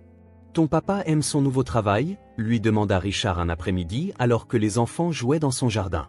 « Il adore ça », répondit Lily sans quitter des yeux les cubes qu'elle empilait. « Il dit que c'est comme construire des immeubles, mais maintenant il s'en occupe une fois qu'ils sont terminés. Il aime travailler pour toi, mais il a dit que tu n'es pas aussi autoritaire que tu en as l'air. » Richard faillit s'étouffer avec son thé en riant. « Il a dit ça, lui ? » « Oups !» Lily plaqua sa main sur sa bouche, les yeux pétillants de malice. « Peut-être que je n'étais pas censé le dire. » Cette honnêteté désarmante était ce qui rendait Lily si spéciale. Elle disait ce qu'elle pensait sans filtre. Dans un monde auquel Richard était habitué, plein de demi-vérités et d'agendas cachés, sa sincérité était comme une bouffée d'air frais. Un mois après le début du nouveau travail de Mark, Richard reçut un appel inattendu lors d'une réunion. C'était l'école d'Ethan. « Monsieur Mave, c'est le directeur Winters. Il y a eu un petit accident à la récréation.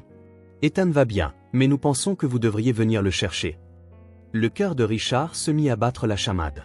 « J'arrive tout de suite. » Sans hésitation, il s'excusa auprès des clients, laissant Martin terminer. Quelques mois auparavant, il aurait jugé impensable d'abandonner une réunion importante.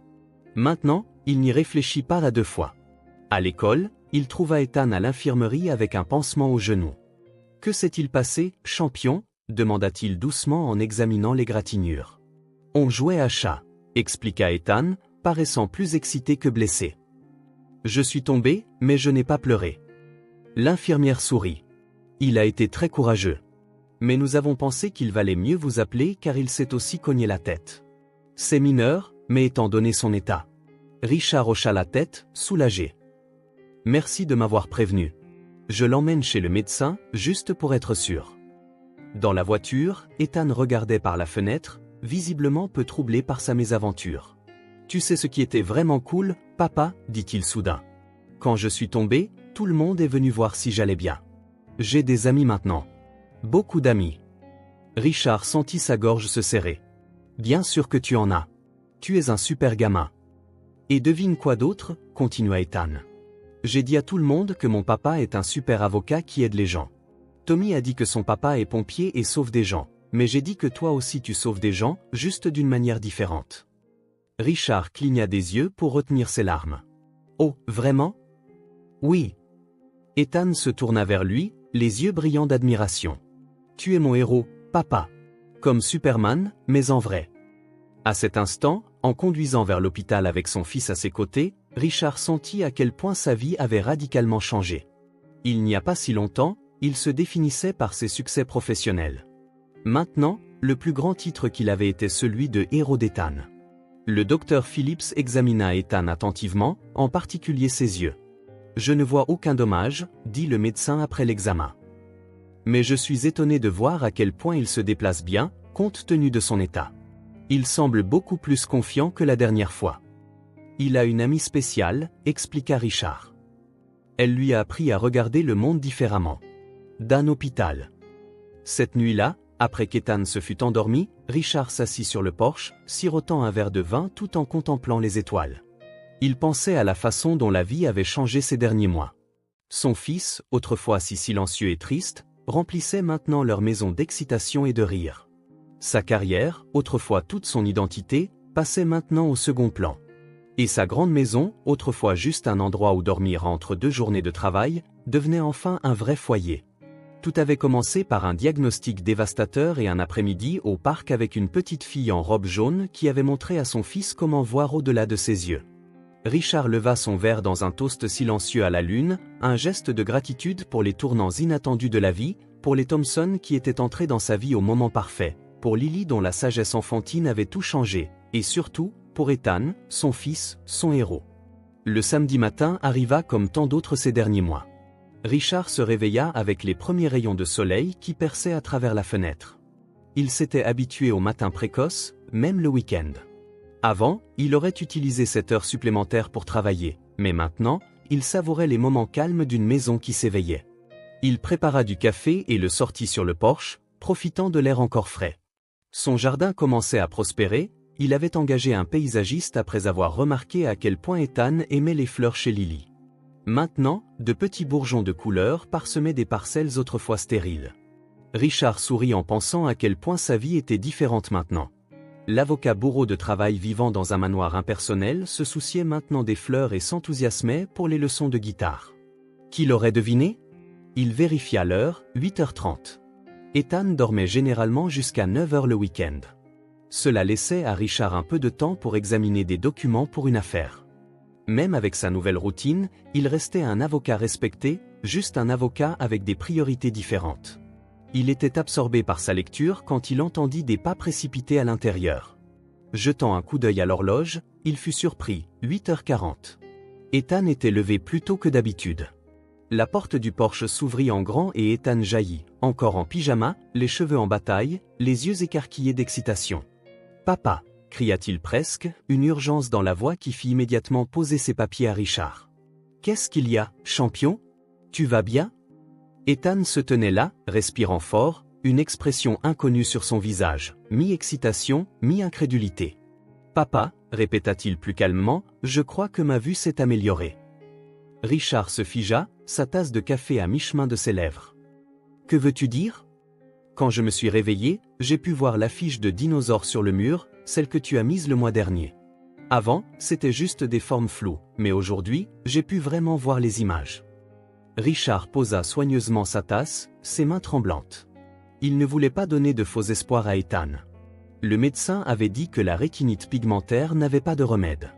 Sa vision pourrait se stabiliser, mais s'améliorer. « As-tu bien dormi ?» demanda-t-il doucement. « Parfois, quand on se réveille, nos yeux peuvent nous jouer des tours. Non papa, c'est différent, insista Ethan en tirant sur la manche de Richard. Viens voir. Ethan le conduisit à l'intérieur, jusqu'à sa chambre. Il pointa la fiche de dinosaure, un ajout récent pour égayer la pièce, faisant partie des efforts de Richard pour la rendre plus amusante. Regarde. Je peux voir que celui-là est un T-Rex, et celui-là un Triceratops. Ethan désigna des détails spécifiques. Avant, c'était juste flou.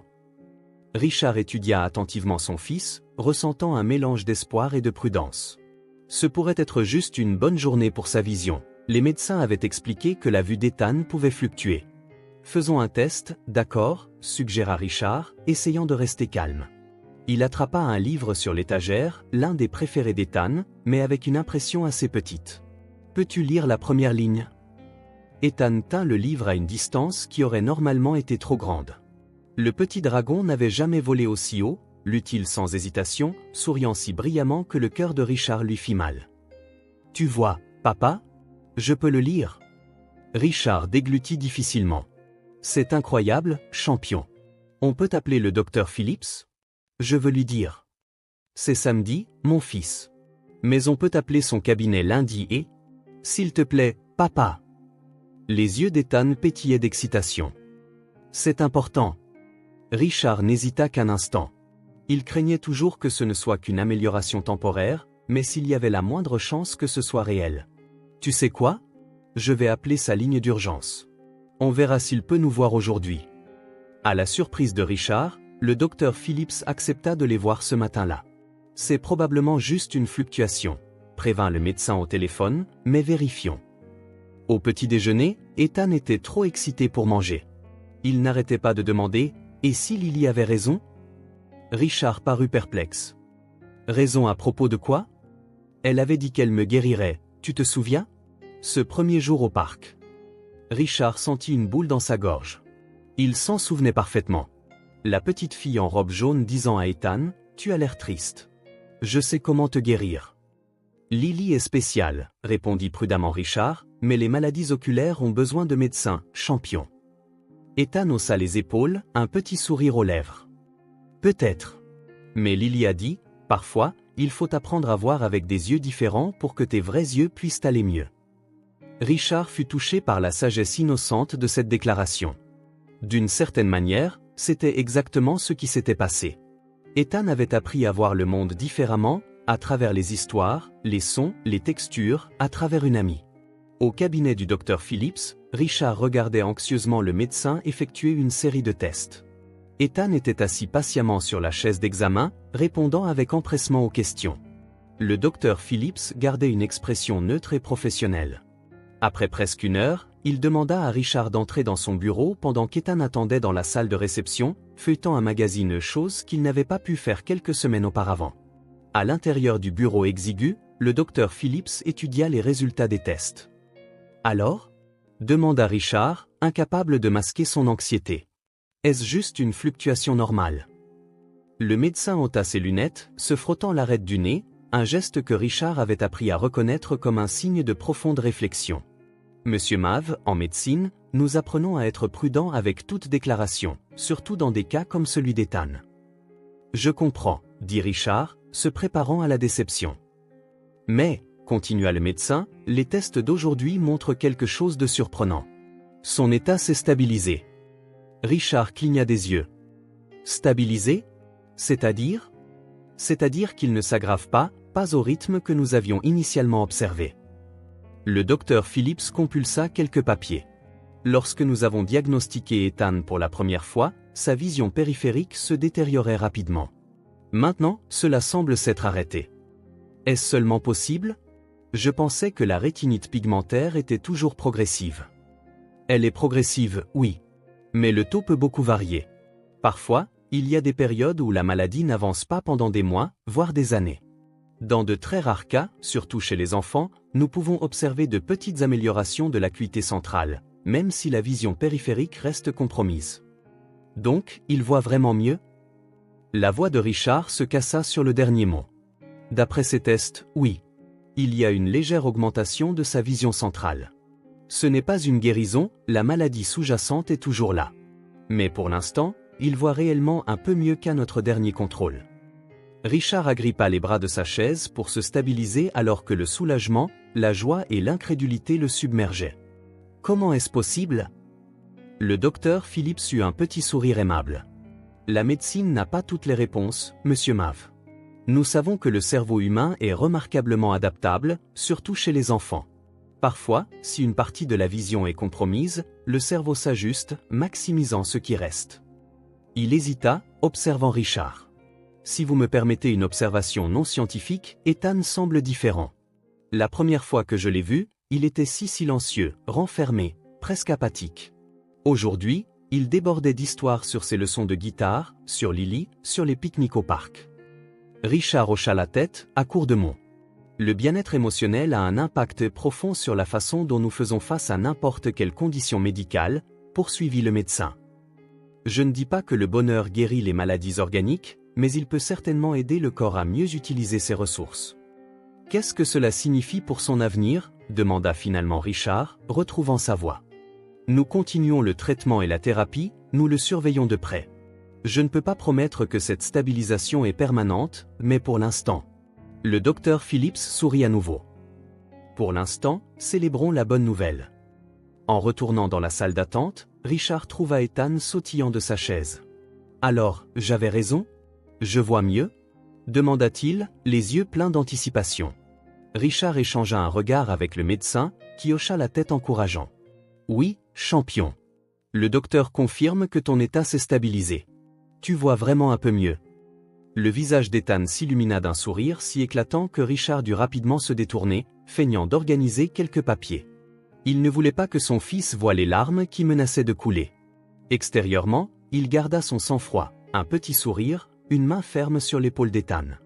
Mais à l'intérieur, Richard sanglotait de soulagement, de gratitude et d'un espoir qu'il n'avait pas osé nommer auparavant.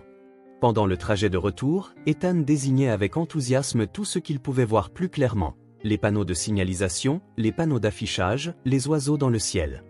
Je peux le dire à Lily, lâcha-t-il, rebondissant presque sur son siège. Il faut qu'elle le sache. Bien sûr.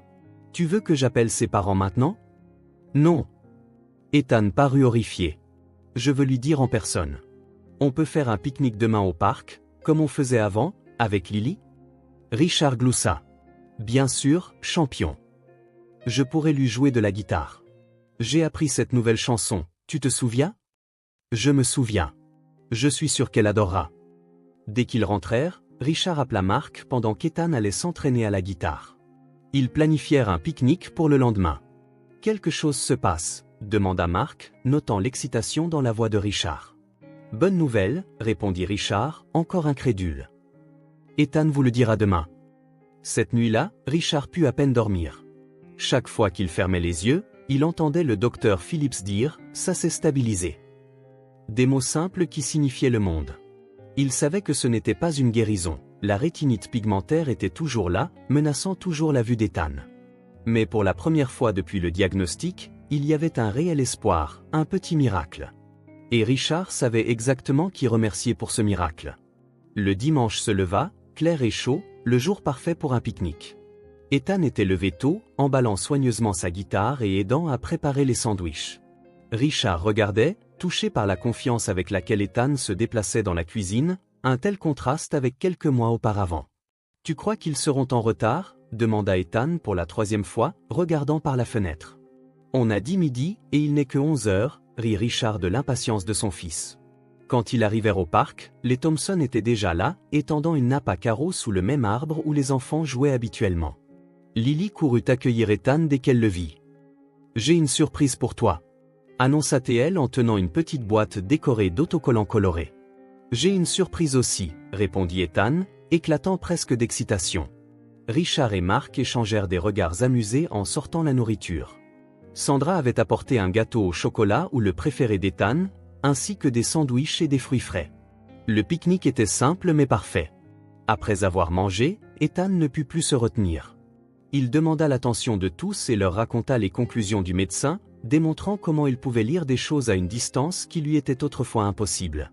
« Je le savais », exulta Lily en applaudissant. « Je t'avais dit que je te guérirais. » Les adultes rirent, mais quelque chose dans la confiance absolue de Lily fit palpiter le cœur de Richard. D'une certaine manière, Lily avait réellement guéri Ethan, non pas de sa condition physique, mais de la tristesse et de l'isolement qui l'avait consumé. Pendant que les enfants couraient jouer, les adultes restèrent sous l'arbre, discutant. Au cours des derniers mois, Richard s'était rapproché de Mark et Sandra plus qu'il ne l'aurait jamais cru possible. Ils étaient si différents, origine, éducation, mode de vie différents, mais liés par quelque chose de plus fort, l'amour pour leurs enfants. Ethan est comme un autre garçon, remarqua Sandra en le regardant courir après Lily. La première fois que Lily l'a rencontré, il disait à peine un mot. Maintenant, regardez-le. C'était vrai. Ethan courait et sautait, plein d'une confiance que peu aurait cru possible il y a peu de temps. Tout ça grâce à Lily, dit Richard. Sandra sourit, mais il y avait une trace d'inquiétude dans ses yeux, quelque chose que Richard remarqua immédiatement. « Tout va bien » demanda-t-il doucement. Sandra hésita, échangeant un regard avec Mark, qui hocha la tête encourageant. « Nous avons réfléchi à l'avenir, à l'éducation de Lily, commença-t-elle. L'école où elle va fait de son mieux, mais leurs ressources sont limitées.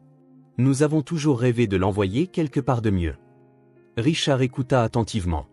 Avec le nouveau travail de Mark et l'entreprise de gâteaux florissante de Sandra, il pouvait envisager une école privée pour Lily, mais ce serait toujours difficile financièrement. « Lily est si brillante, » continua Sandra. « Elle adore les sciences. Elle fait toujours de petites expériences à la maison. Et la façon dont elle comprend les gens, comment elle a compris Ethan dès le premier jour. Elle mérite toutes les opportunités. » Richard pensa à la petite fille qui avait changé la vie de sa famille, qui avait appris à Ethan à voir avec plus que ses yeux, qui avait chassé sa solitude d'un seul sourire. « Nous allons y arriver, » dit-il, une vague de détermination l'envahissant. « Elle est trop spéciale. » Mark fronça les sourcils. « Que veux-tu dire ?»« L'Académie Saint-Luc, » répondit Richard. « C'est là que Ethan va. Ils ont un programme scientifique incroyable, des professeurs dévoués. Lily s'y intégrerait parfaitement. » Richard, intervint doucement Sandra, nous apprécions, mais Saint-Luc est bien au-dessus de notre budget, même avec nos nouveaux revenus. Les frais de scolarité ? Je ne propose pas de payer, clarifia rapidement Richard, devinant leur inquiétude. Je suis au conseil d'administration de l'école. Je peux l'aider à demander une bourse. Ils ont un programme pour les élèves exceptionnels, et Lily y est clairement admissible. Mark et Sandra le regardèrent, surpris. Ce serait incroyable, admit Sandra. Mais nous ne voulons pas abuser de notre amitié. Ce n'est pas abuser, insista Richard. C'est reconnaître le talent. Lily la mériterait par ses propres mérites. Et honnêtement, il jeta un coup d'œil aux enfants, maintenant penchés sur quelque chose près du lac, ce serait aussi bien pour Ethan d'avoir Lily dans les parages. Leur conversation s'interrompit quand Ethan les appela pour qu'ils viennent voir une famille de canetons près de l'eau. Le groupe se leva pour regarder les petits canards nager en file indienne derrière leur mère. Richard s'émerveilla de l'enthousiasme d'Ethan alors qu'il les montrait à Lily, expliquant comment il suivait la mère en une seule file. Il pensa à la façon dont la vie pouvait changer en un instant. Quelques mois auparavant, il avait entendu la pire nouvelle possible, un diagnostic qui signifiait que son fils pourrait perdre la vue pour toujours. Maintenant, il célébrait non seulement une stabilisation inattendue, mais aussi une transformation plus profonde. Ethan avait trouvé sa voie, sa confiance, sa joie. Et tout avait commencé avec une jeune fille en robe jaune qui s'était approchée d'un petit garçon triste dans un bac à sable et lui avait dit « Je sais comment te guérir ». Peut-être que la plus grande guérison n'était pas pour les yeux d'Ethan, pensa Richard, mais pour son cœur. Et d'une certaine manière, pour celui de Richard aussi. Le premier jour d'école après les vacances d'été parut spécial cette année-là. Richard se gara à une courte distance de l'entrée principale, observant les familles dire au revoir à des enfants vêtus d'uniformes impeccables, des sacs à dos colorés en remorque, les visages illuminés d'excitation ou de nervosité. Il ajusta sa cravate, il avait une audience importante plus tard, mais rien ne lui ferait manquer ce moment. Sur la banquette arrière, Ethan s'agitait avec son nouvel uniforme, jetant des regards répétés par la fenêtre. « Tu crois que Lily est déjà là ?» demanda-t-il pour la 3e fois en 5 minutes. « Ils sont probablement en route, » dit Richard en vérifiant l'heure. Mark a dit qu'il partirait de la maison à 7h30. Comme par enchantement, une voiture familière s'arrêta quelques places plus loin. Mark sortit du côté conducteur tandis que Sandra ouvrait la portière arrière. Puis Lily sortit, portant le même uniforme qu'Ethan, ses tresses décorées de rubans bleus assortis à l'emblème de l'école. « La voilà !» s'exclama Ethan, défaisant déjà sa ceinture de sécurité. Lorsque les deux familles se rencontrèrent sur le trottoir, les enfants se collèrent immédiatement l'un à l'autre comme des aimants. « Tu aimes ton uniforme ?» demanda Lily en tournant sur elle-même pour le montrer. « Il est confortable, répondit Ethan. « Et regarde, nos badges sont assortis. »« Nous sommes dans la même classe, » dit Lily avec une grande autorité. « Nous étudierons ensemble tous les jours maintenant. » Sandra ajusta le sac à dos de Lily. « Tu te souviens de ce dont on a parlé? Si tu as besoin de quelque chose? »« Je sais, maman, » dit patiemment Lily. « Parlez à la maîtresse. » Les adultes échangèrent des sourires. Même dans un tout nouvel environnement, la confiance de Lily restait inébranlable. « Prêt, champion ?» demanda Richard en s'accroupissant au niveau d'Ethan. Le garçon hocha la tête, ses yeux brillant derrière de nouvelles lunettes, une précaution supplémentaire recommandée par le docteur Phillips même si sa vision s'était stabilisée. « Je suis prêt, » dit Ethan. Et comme s'il sentait l'émotion sur le visage de son père, il ajouta « Ne t'inquiète pas, papa. Lily sera avec moi. » Richard déglutit difficilement et sourit. « Je sais que vous ferez tous les deux des merveilles. » La cloche sonna, signalant que tous les élèves devaient entrer. Pendant une brève seconde, Richard vit une hésitation vaciller sur les traits d'Ethan, une ombre de son ancienne timidité. Puis Lily lui tendit la main. « On y va ensemble ?» demanda-t-elle. Ethan lui rendit son sourire et prit sa main. « Ensemble !» Les quatre adultes regardèrent Ethan et Lily se diriger vers le portail, les mains jointes, des sourires éclatants, les pas en parfaite harmonie. Il n'y avait ni peur ni incertitude dans leur posture, seulement de l'excitation et de la confiance. « On dirait que c'était hier que je les ai vus jouer dans le bac à sable pour la première fois, » dit Sandra, la voix étranglée par l'émotion. Richard hocha la tête, les mots lui manquant. Il regardait son fils, si sûr de lui maintenant, se dirigeant vers un nouveau chapitre de sa vie. Le garçon silencieux et renfermé avait été remplacé par un enfant vibrant et intrépide. À l'entrée de l'école, les enfants se retournèrent pour faire un signe de la main. Richard leva la sienne, submergé par un raz-de-marée de sentiments qu'il pouvait à peine traiter. À cet instant, il réalisa qu'il avait accompli quelque chose de bien au-delà de toute bataille juridique qu'il ait jamais gagnée, au-delà de toute victoire au tribunal ou de client fortuné. Il avait aidé son fils à trouver son chemin. Il avait appris à être un père, pas seulement de nom, mais de cœur et d'âme. Marc posa une main sur l'épaule de Richard. « Ils iront bien. »« Je sais, » répondit Richard, retrouvant enfin sa voix. « Ils sont l'un l'autre. » Ce soir-là, après avoir tout entendu sur leur première journée, les nouveaux amis, les nouvelles aventures, Richard borda Ethan comme d'habitude. Mais quelque chose dans l'air semblait différent, comme si un chapitre s'était clos. « Tu as aimé ta première journée ?» demanda Richard, perché sur le bord du lit. « C'était la meilleure journée, » dit Ethan en luttant contre un bâillement. « Lily m'a fait visiter parce qu'on avait déjà fait la visite avant.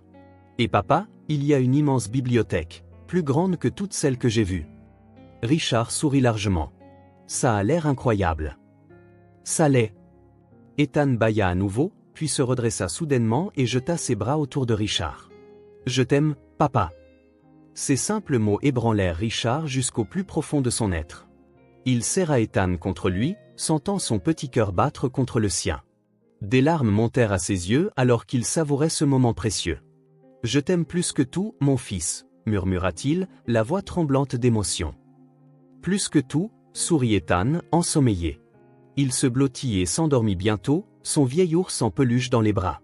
Richard resta à regarder le visage paisible de son fils, pensant au voyage qu'ils avaient accompli. Il avait commencé comme un père célibataire, physiquement présent mais distant à tous autres égards, un homme qui fournissait tout sauf la seule chose dont Ethan avait vraiment besoin. Maintenant, en écoutant la respiration calme d'Ethan et le doux bruissement des draps, Richard savait que quelque chose de fondamental avait changé. Il n'était plus seulement un père célibataire. Il était un père entier. Si cette histoire vous a touché le cœur, abonnez-vous à la chaîne et activez les notifications pour ne pas manquer les prochaines. Laissez un j'aime car cela aide cette histoire à être recommandée à plus de personnes. À bientôt dans la prochaine histoire.